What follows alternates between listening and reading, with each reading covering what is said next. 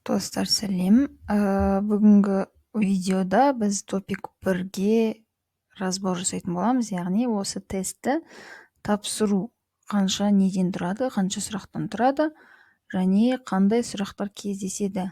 Соған байланысты соны талдайтын боламыз.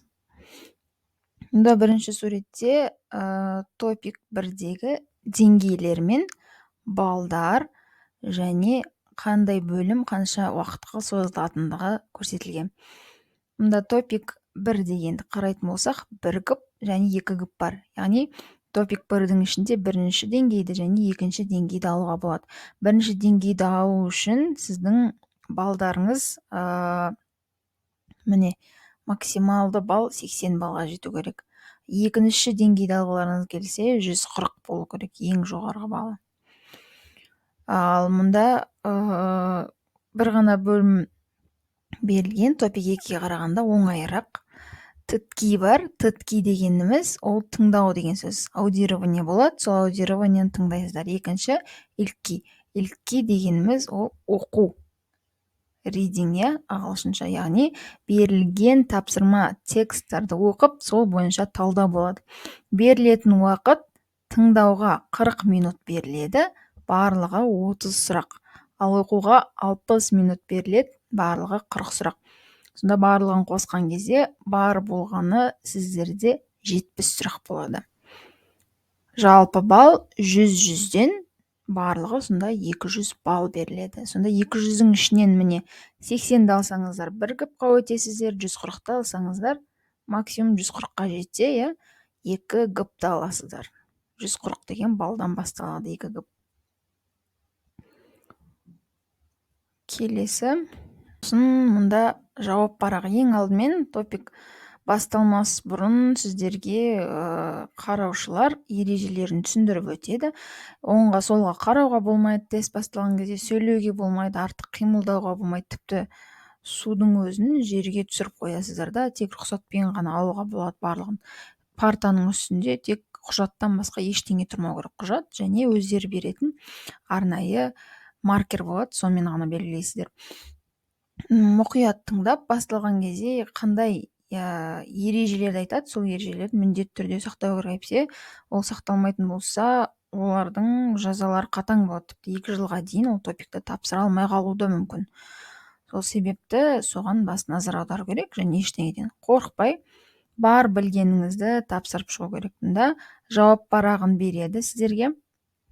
Бірақ жауап парағын алған кезде тесттің кітабын ашып қарауға болмайды, тек ысқырықтың дауысы шыққан кезде ашуға болады деген кезде ғана ашу керек. Міне жауап парағы бұлай болады. Тітки, илки деп жазылып тұрады. Мұнда аттарыңызды жазасыздар, сонымен кәріс тіліндегі аттарыңызды корей алфавитімен жазасыздар. Мұнда йоңо деген ағылшынша алфавит. Дәл құжатта, паспортта қалай жазылып тұр, солай жазу керек. Еш қателеспеу керек, әйтпесе кейін сертификат келген кезде проблема болуы мүмкін.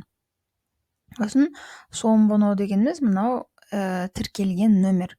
Сіздерге тіркелген кезде қандай нөмір берді, сол нөмірді шатаспай жазып шығасыздар мұнда.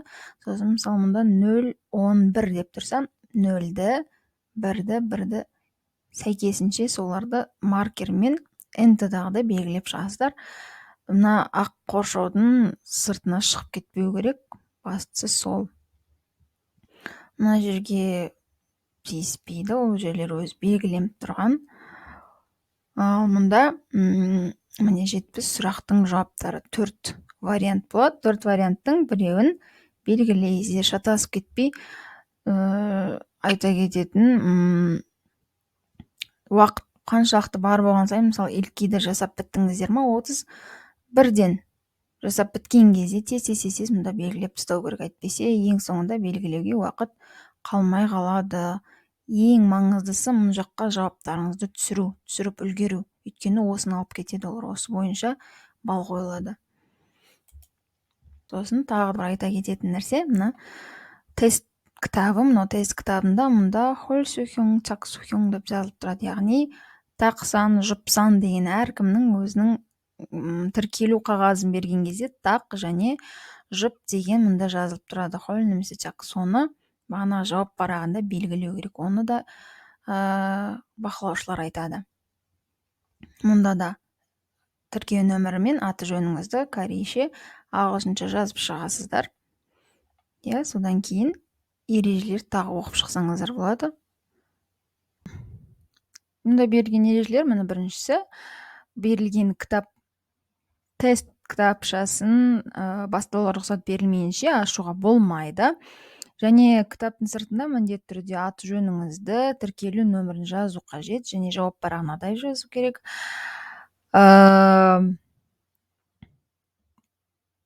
Жауап парағын таза ұстау қажет, ешқандай сыртына шығып кетпеу керек, мүмкіндігінше замазкамен боямау керек. Тек қана берілген маркермен ғана белгілейміз, басқа карандаш ручкамен емес. Және ұқыпты түрде таза мына үлгіде көрсетілгенде белгілеп шығамыз.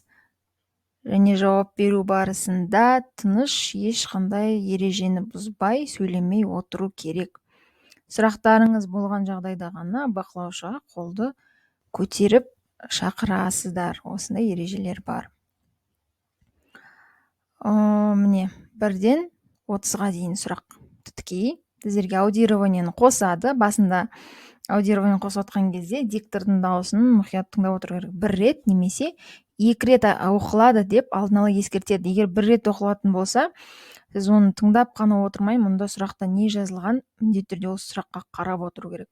Және әрқайсысына 4 балдан беріледі. Яғни солардан сіз қаншалықты дұрыс жауап бергеніңізге байланысты сол 4 балдан жинап отырасыздар әр сұраққа. Мысалы, сұраққа сәйкес келетін жауапты таңдаңыздар дейді. Мысалы, 공책이에요. мұнда дәптер ма дейді. Не деп жауап беру керек? біріншісі, 네, 공책이에요. иә, дәптер. 아니요, 공책을 봐요. жоқ, дәптерге қараңыз дейді. екіншісі, 네, 공책이 커요. иә, дәптер үлкен. төртіншісі, 아니요, 공책이 많아요. жоқ, дәптер өте көп. Яғни дұрыс жауап логикалық түрде жауап берілетін. Мұнда не, 공책이에요, үлгі.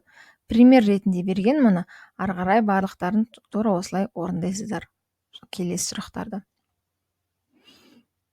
Аудированиені қосады, 4-еуінің ішіне жауап беру. 1 рет, кейде 2 рет қосады, сол үшін мұқият тыңдап отыру қажет. Сосын келесі 5-6-тан бастап, уже сәл қиынырақ, қарай сәл қиындай береді. Сол үшін жақсылап оқып, сіздердің сөздік қорларыңызға байланысты болады мұның барлығы. Сосын мұнда қызық тапсырма бар. Суретке қарап, не туралы әңгіме, не туралы айтып жатқандығын қосады аудионы. Мұнда мысалы бірінші суретте әңгімелесіп кетіп барады, екінші суретте қарбыз алып жатыр, дүкеннен қайтып келатыр, дүкеннен сөйлесіп қайтып келатыр. Осыған байланысты аудионы оқиды, сол суретті дұрыс сәйкес келетін суретті таңдау керек. 30 сұрақпен бітеді осылай аудио тыңдау. Сосын илки басталады. Илкида 31-ден 70-ге дейінгі сұрақтар. Мұнда енді тыңдамайсыздар, аудированиені өшіреді, өздігінше жұмыс жасауға мүмкіндік береді. Сіздерге еш нәрсеге, сыртқы нәрселерге көңіл бөлмейді, тек осы оқуға, тек сұрақ парағына ғана басты назар аудару керек. Мысалы, мұнда да үлгі беріп көрсетеді, алдында түсінікті болу үшін. Неге байланысты әңгіме жүріп жатыр мұнда дейді. Погида көрсетілгендегідей дұрыс жауапты белгілеу керек. Әрқайсысына 2 балдан беріледі дейді. Мысалы, 바람이 붑니다, 시원합니다. Жел соғып тұр, салқын дейді. Не туралы айтылып тұр? Жел соғып тұрса, салқын болса, ол неге байланысты? Ойыншық емес, кітап емес, ауа райы. Мысалы, біріншісі қуайыл, жеміс жидек, сарам, адам. Үшінші нәрши, ауа райы, ойгүл, бет. Әрине, ауа райы деген жауапты таңдайсыздар. Барлығын оқып отырып уақытқа кетірмеу керек. Сұраққа байланысты жауабын табуға болады, оны келесі видеоларда түсіндіремін.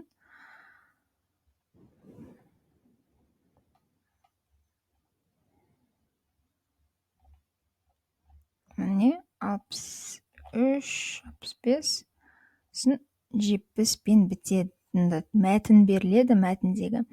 Мына к-ның орнына не қою керек мәтін бойынша? Және осы мәтіннің құрамына байланысты әлсуиннің госіль көрішпіо дейді. Яғни мәтіннің құрамына сәйкес келетін, құрамынан басқа жаққа тақырыбы ауысып кетпейтіндей жауапты таңдау керек дейді. Осы видеоны осымен бітіремін. Келесі видеоларда әрбір сұраққа талдау жасалынады енді, және топик-2-ге талдау жасалынады.